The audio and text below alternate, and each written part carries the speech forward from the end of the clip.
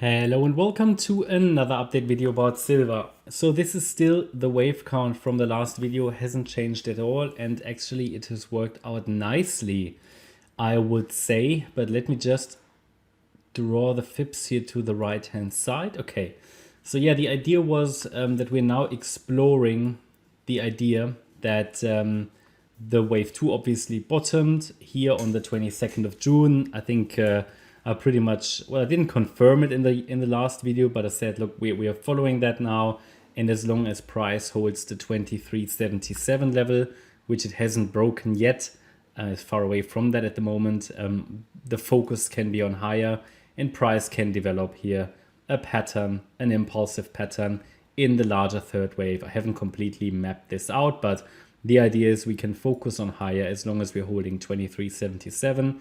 We've hit our trend reversal zone here. This was on the chart already months ago. Well, month ago? Yeah, maybe. Yeah, we already mapped that out in May. I'm pretty sure when you watch a video from May, you will see that yellow box.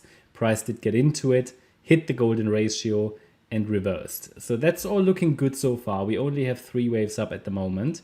I've got a 1-2-1-2 setup down here. Then a third wave. That's a 5-wave move up. And now we're working probably on a 4th wave. I need the 5th wave as well to form a larger degree third wave, then a 4th and a 5th. And that might be the first larger wave in the third wave. We'll see how that all comes together. But I will always map you through or carry you. I will carry you. Well, I'll lead you through the process. So in the last video then we said, okay, maybe the third wave was complete. And we're looking here at an A wave with an overshooting B wave then and the C wave down. Or the 5th wave is still where was it? Oh yeah, the idea was, I can't remember what we said. Did we say this 5th wave is already in the making? Or yeah, I think the alternative was, okay, this 4th wave may be here, then the 5th wave is an ending diagonal. Did I really believe that? I don't think so, because I told you that as soon as we break below the trend line, I think we have confirmation that it was just a high B wave, and that if the wave 4 was here, it would be a little bit too short to be reliable. I always want the wave 4 to get to at least the 23.6 fib level here at 24.43. We might now get there, okay? We might finally get there.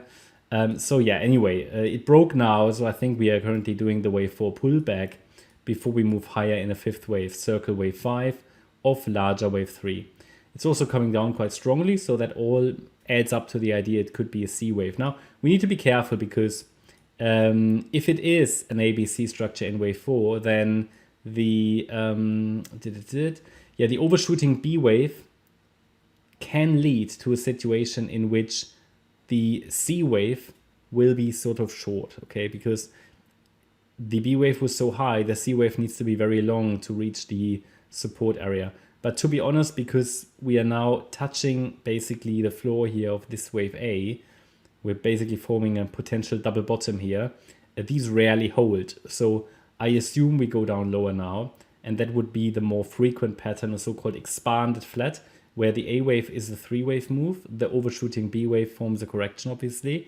And then the C wave down could complete it. And it looks to me as if we might have had in the C wave a small 1-2 setup up there, a 3rd wave, a 4th wave, and now we could already be in the last steps, okay? So to map that out, the C wave always is a 5-wave move.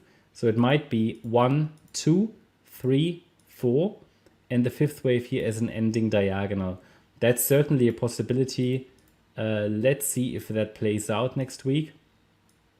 We can also use so these are the support levels anyway, 24.43, $24.07, and then 23.77. We can also use the Fibonacci extensions to identify an ideal target for the end of the 4th wave. So we take the length of the A wave, we go to the high of the B wave, and I would honestly pay attention because the 1.618 extension is a very common target that's at 24.54. I'm going to add a dotted or dashed line here, and then we can take a look at that next week.